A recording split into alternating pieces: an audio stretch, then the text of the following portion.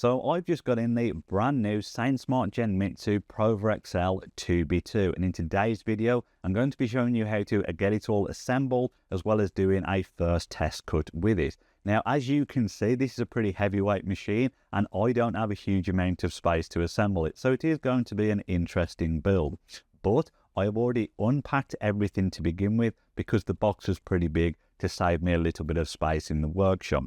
Now when you come to unpack everything, check it against the packaging list just to make sure all the parts are there before you start assembling. And I will say the packaging on this is pretty robust and very well designed and packed all within the box itself.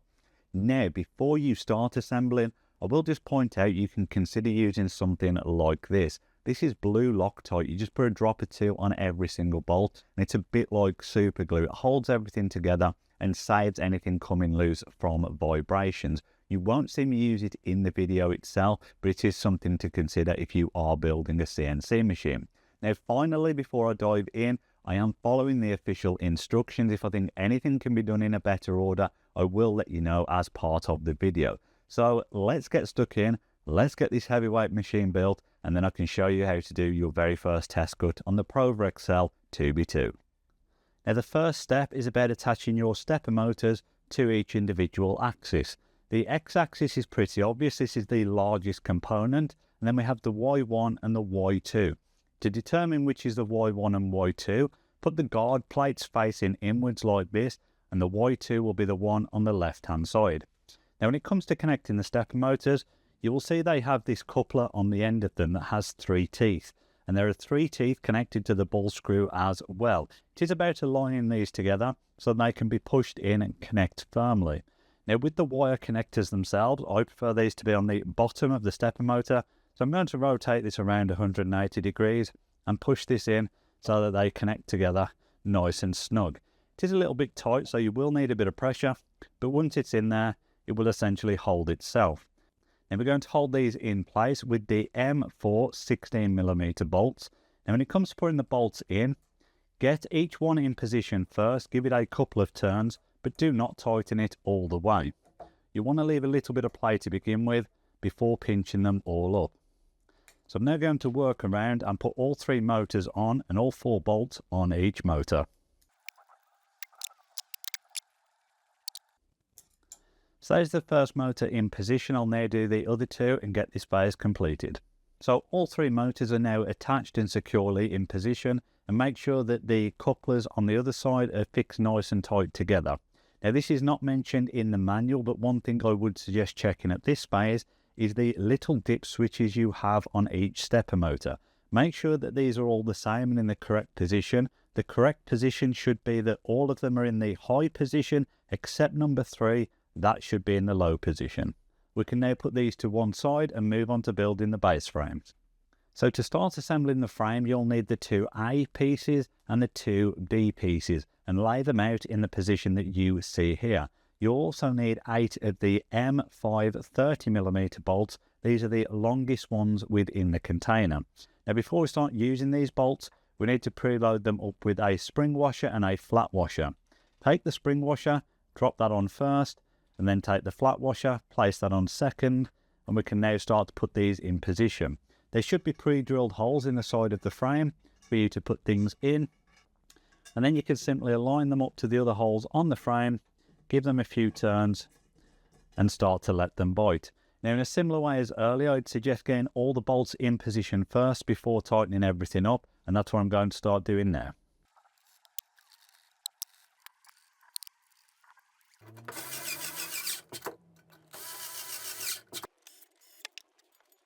So with those 4 pieces now joined together, we're going to attach the pieces of extrusion labelled up as C.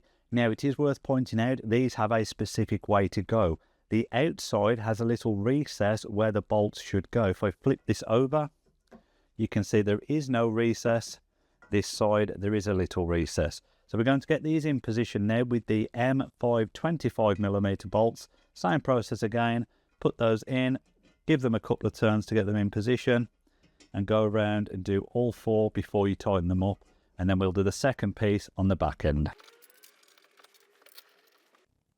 The next step is to put all these slats in place to form the hybrid bed on top of the base frame. We're going to be fixing these in using the M5 16mm bolts. Now it is worth pointing out that these slats are essentially tongue and groove, so that means they will only go on one way and all of them should be facing in the same position. Now there are obviously fixing points at the front, 2 fixing points at the middle and fixing points at the back, so we've got a lot of these bolts to put in place. Now one thing that can often make this a faster process is to use something like this, just to speed it up, but do make sure that you're not cross-threading the bolts beforehand. So we can put these in and speed it up using this. So I'm going to work through now, get all these in position and get this all fixed together.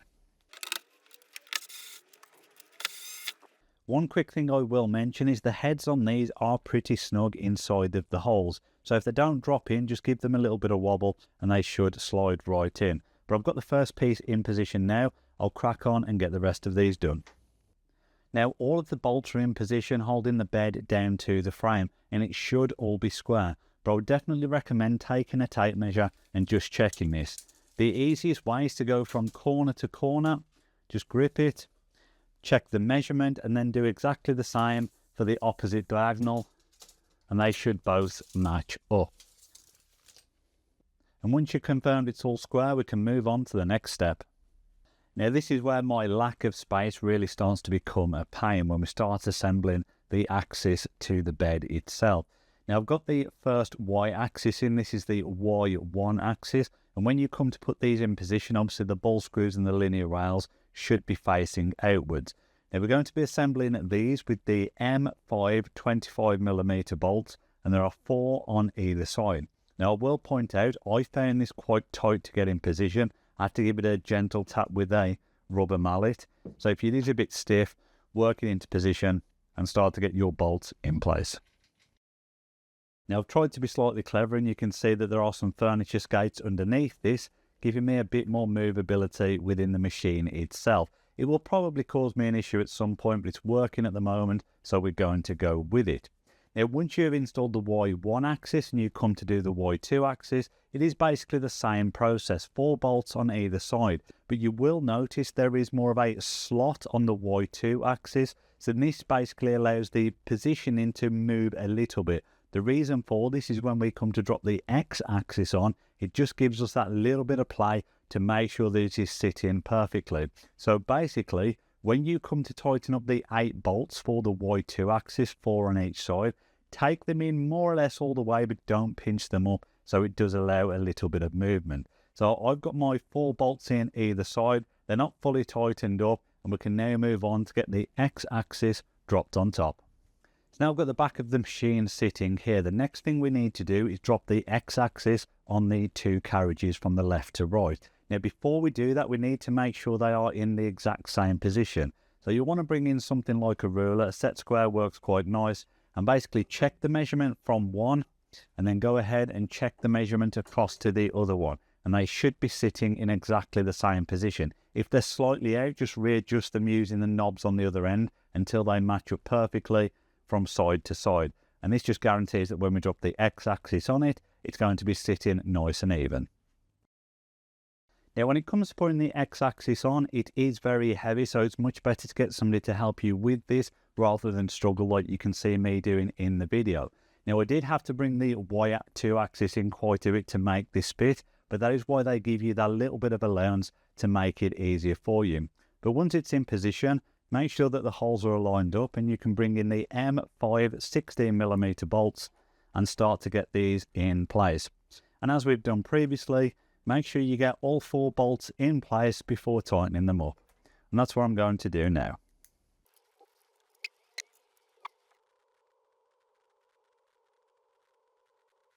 Once you've tightened all the bolts up on the X axis, you can then come back and tighten the front and rear bolts for the Y axis.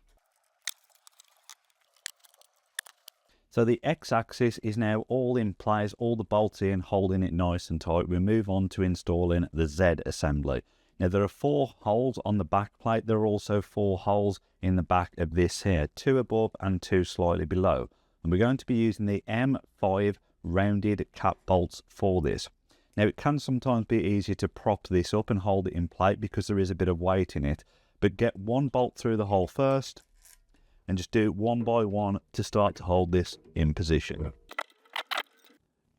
Once you've got one bolt in place, it does get slightly easier, and you can place the second one in, get that in position, and start to tighten that up, and it will eventually take its own weight.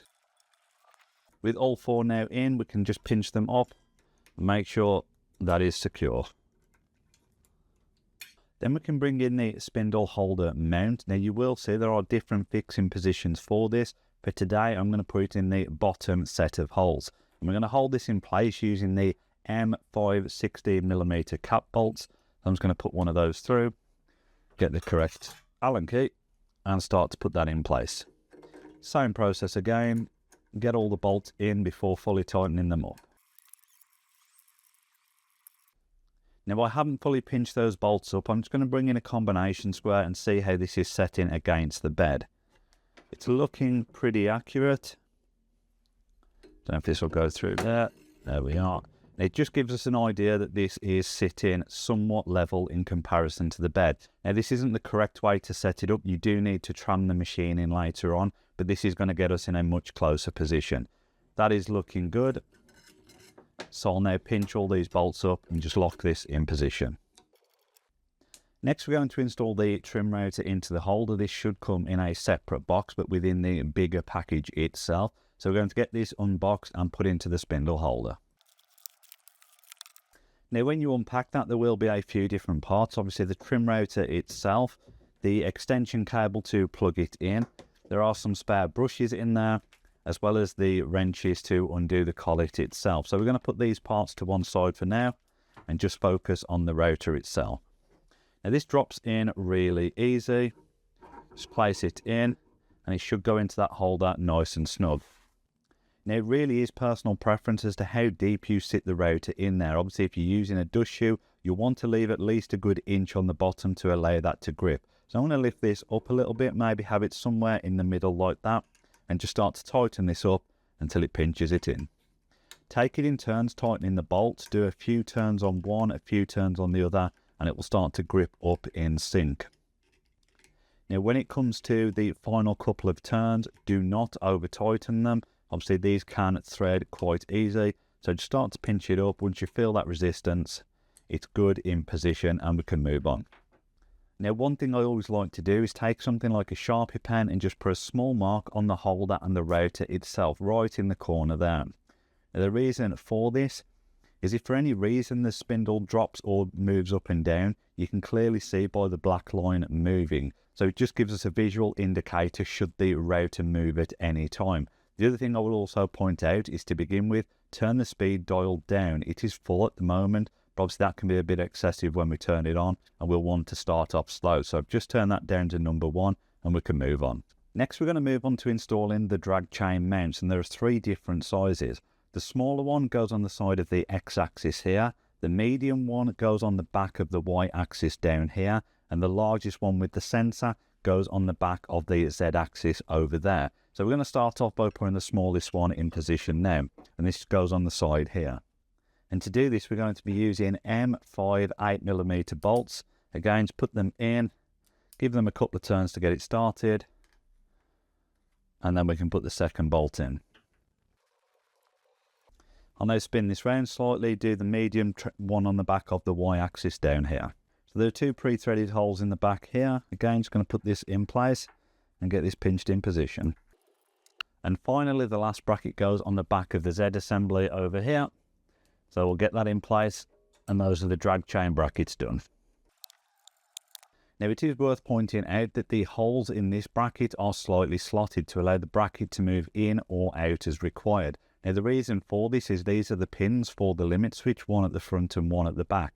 So if you look down this line of sight, line up the front and the back pin, and that should sit dead center with the limit switch here. Obviously, if it is one way or the other, slacken the bolts off slightly and just move it to the correct position so it's dead center on the alignment.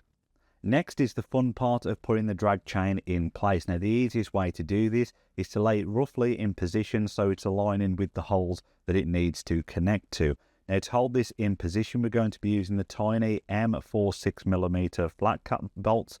But before you start fixing this in position, make sure there are no awkward kinks in the mid joining piece here. If so, twist one of them one way or the other to get rid of the kink. You can also slide the drag chain up and down on the wire itself. If, for example, you find this gap here is too short, slide the drag chain down and it will give you that extra bit of movement that you need. But now I'm going to go around and get these all in place to start holding the drag chain in position. This can be a little bit fiddly, so do be careful when you are doing this because the drag chain does move about.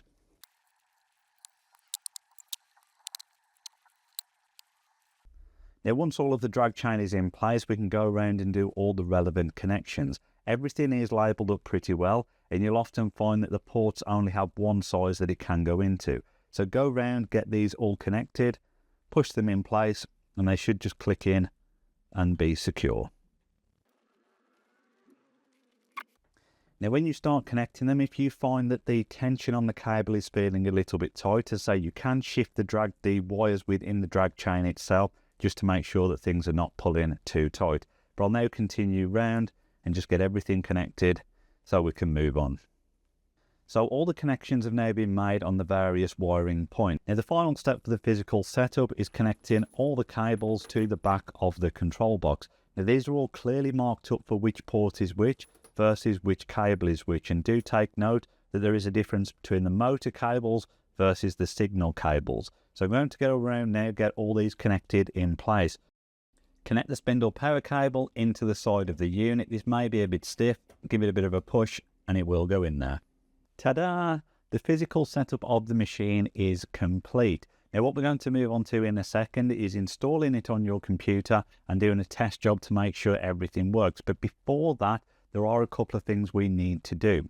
Now the first thing I would point out is if for any reason you adjusted the Y-axis, remeasure them from the front to each position on either side and make sure that they are equal, because otherwise it will not move comfortably if something is slightly skewed.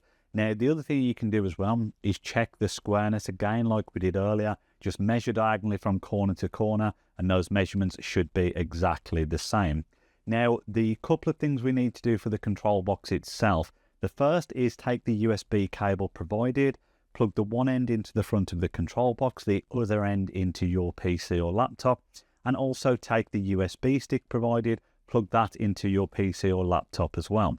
Now on the control box itself, there are a couple of things you need to do. Make sure the switch for the laser and the spindle is set to the spindle position, and also make sure that the E-stop, the big red button, has been twisted and released so it pops up. This is a big thing that catches people out. They often leave it depressed and it will not connect to the computer correctly. So twist that, make sure it pops up, and now we'll move on to the computer and I'll show you how to install it.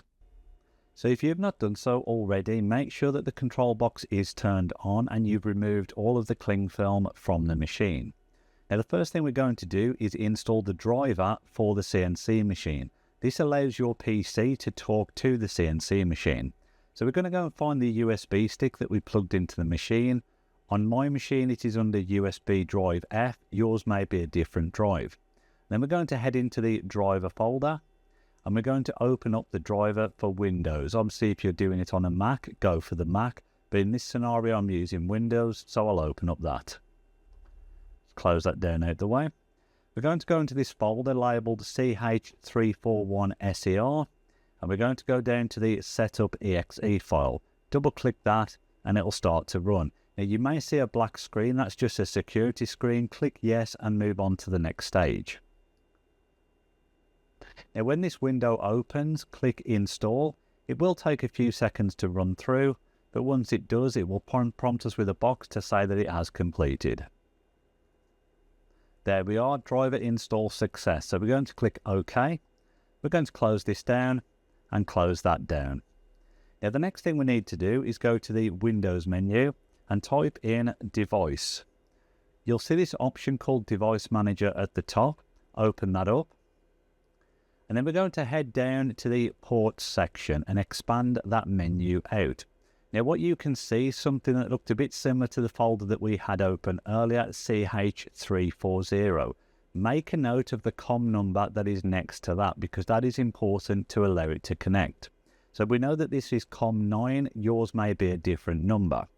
I'm going to close that down, and then we're going to come back up one folder. And what we're going to do now is go into the software that allows us to control the CNC machine. So we're going to open the software folder, and they do provide you two choices, Candle and UGS. UGS is my preference, so that is the one I'm going to show you in today's video. I'm going to open that folder, and we have a zip file here for the UGS for Windows. Now what you need to do is right click on that and extract the files. Save them somewhere that you can access, such as your desktop or your My Documents folder. Now I've already extracted these to my desktop, and we can see the folder up here in the top left hand corner. So I'm going to click cancel, and I'm just going to open that folder up because I've already done it. Now within here you want to head to the bin folder, and you want to open up one of the exe files. Once you double click on this, it will start to open up UGS. This can take a few seconds, but when it opens up, it will look something like this. Now, if for any reason yours looks a bit different, you can turn on and off all these individual panes, such as the toolbox, the visualizer, and these are all under the Windows menu under things such as the plugins. Or you can always reset it back to default using this option right here. Now, once your software is open, there are a couple of things we need to do. The first is taking a look at this section here at the top. Make sure the firmware is set to Gerbil, so we make sure that is selected from that drop-down menu, and then we come over to the port options. Now, when you first drop it down, it may appear blank like this, so click the refresh button, and that will load in all the COM options available. Now if we drop it down, we can see the COM9 that I highlighted earlier on, and again, just as a reminder, yours may be a different number. So I'm going to select COM9, and then we want to make sure the baud rate is set to 115200. Once all of those are set correctly, you can then click this little icon to the left hand side to connect to the machine. Now once you have connected, you'll obviously see a lot of things pop up and change colour, and I'll quickly run through these. The first thing I'll highlight is do not be put off by this saying alarm. This is a standard reaction when you connect to the CNC machine, and it's a bit like a safety setting. To clear that alarm, all we simply need to do is click the unlock button, and it brings everything to life. Now in the toolbox at the top, we have a few options, such as being able to home the machine, soft reset, or reset the zero, which we'll move on to shortly when I show you how to do a test project. In the jog control box, you have all the directions to be able to move the axis about. The ones here in this 9-grid layout are for the X and Y, and then you have separate buttons for the Z axis on the side. And then below this, we can control the size increments of the movements, as well as the speed rate that it moves them with. So what we're going to do is just leave these as they are at the moment, set to 10mm and 5mm for the Z axis, and just jog the machine around and make sure that everything is running as expected. So we're going to start by jogging this 10mm to the left, do it again, and we'll bring it back to the right, and we'll take it forwards, and we'll bring it back. And again, we'll do the same test on the Z axis, just raise it up a couple, and we'll lower it down a couple. So we do know that everything is working at this point. The next thing we're going to do is run the homing sequence. This is where it will move to a fixed position and use the limit sensors for the machine to know exactly the position that the CNC machine or the head of the CNC machine is actually in. This will take a few seconds, so I'll click home and you can see what happens.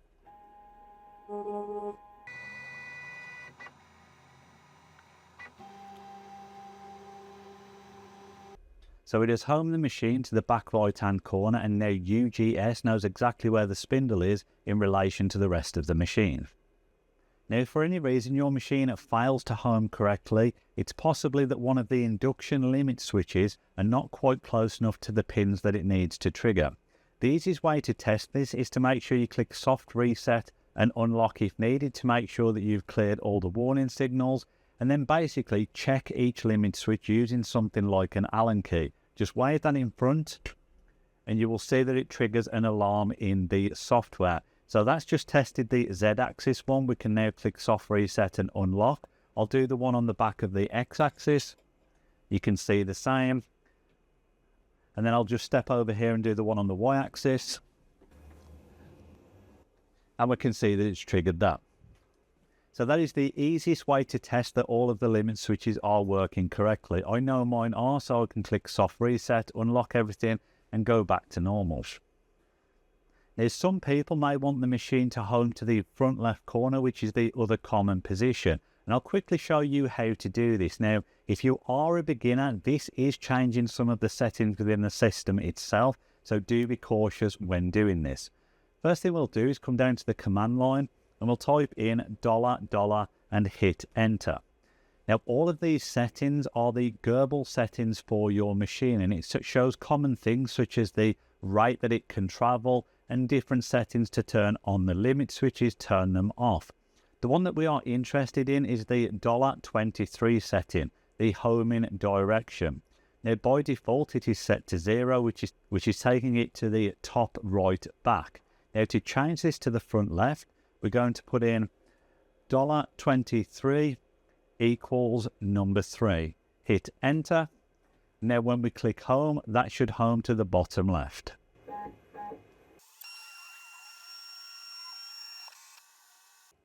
So we've now connected the machine, we've checked that it is running on all the axes, all the limit switches are working, and we've also changed the homing position to be in the front left. The next thing to do is a test job, so we'll move on to that now. Now the first thing you'll want to do is get some scrap material, something soft, ideally like MDF, and clamp this down in position, probably about 6 inches wide.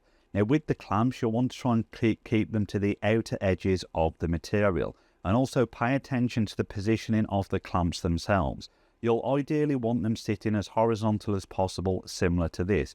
If you end up using thick material and they start to lift up like this, what you'll want to do is prop the back of the clamp up with an additional piece of material to try and keep it level, because this holds the weight and grip on the clamp as best as possible. Now what I've done here is just use 2 clamps to hold this in position. Make sure they are secured down nice and tight and that the material doesn't move itself. Next we'll move on to putting the bit into the spindle. Now eagle-eyed viewers may have noticed I've dropped this spindle down a bit from its original position. Now the reason for this, when using slightly smaller bits, they wasn't sticking out deep enough to be able to touch the material. So I've dropped this down just to make sure that we can reach the MDF. Now the spindle is fitted with what is known as an ER11 collet. If I take this out, and basically what it consists of is a nut and a collet insert. These can just pop out, sometimes they're easy, sometimes they're a bit fiddly, and this basically controls the diameter of the bit that you can put in. Now you can change these collet inserts for different sizes. For example, this one will take a 1/8 bit. You can put different sizes in, maybe to take something like a 1/4 inch bit. Always make sure this collet insert is put into the nut first. Pop it into position, make sure it clicks, and then put it back onto the spindle itself. Now what we're going to work with today are the pack of bits that come with the machine. These are just 1/8 V bits. So we're going to open this up, take one of these out, and make sure you leave the blue protective coating on to begin with. These are very sharp bits and they will pierce your skin extremely easily. They can be a bit fiddly to get out of the box. There we go. So what we're going to do is just pull this off slightly so I can show you the bit itself. As you can see, it is very sharp and very pointy. I'm going to put that back on. I'm not going to slide it up all the way. You want to make sure you're leaving enough of the stem of the bit out. I'm just going to insert that at the bottom of the bit, push it up in there and start to tighten the bolt up. I'm then going to bring in the spanners or wrenches, hold that in position and begin to tighten it up. You'll feel it start to pinch on the bit, and just make sure it is in there nice and secure. Once you've done that, you can then take the cover off the bit itself. And what we're simply going to do now is jog this down till it is touching the top of the material somewhere towards this bottom left hand corner. So we're going to jog this over down to the bottom left hand corner just above the material. So we'll do that now using the jog controls. So as you can see, that's just above the material. Now what we're about to do is set the 0 position, and this is where you're telling the software and the machine where to start the job. Now we want that bit to touch the top of the material. You can use the Z probe for this, but for ease, just to get you up and running, we're going to do it using the paper method. And this is where you slide a piece of paper underneath the bit itself and keep moving it around. In your software, reduce the step increment on the Z-axis down to about something like 0.1.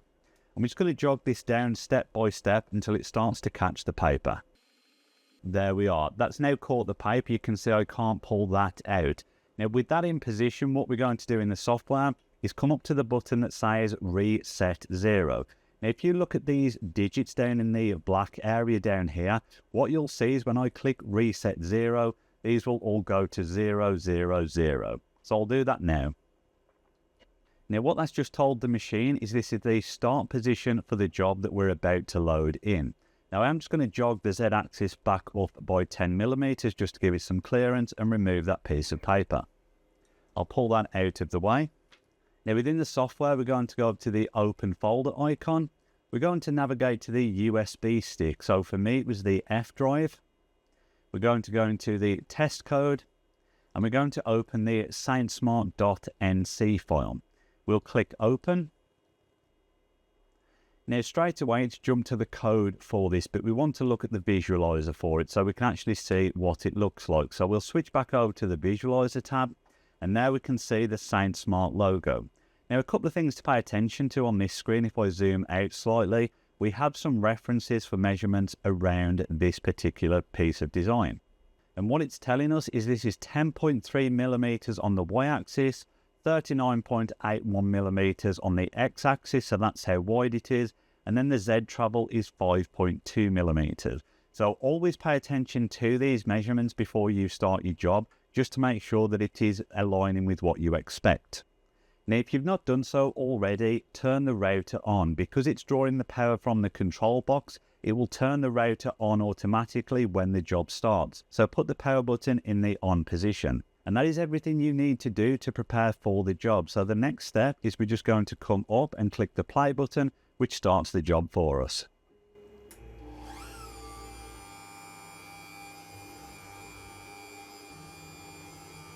So that is obviously a very slow and shallow test file. In fact, you can barely see it in this piece of MDF that I've got. But it's all about making sure that the machine is running as expected. This machine can obviously run much faster and much deeper, so you can really do some great projects with it. But congratulations, everything is built and running as expected.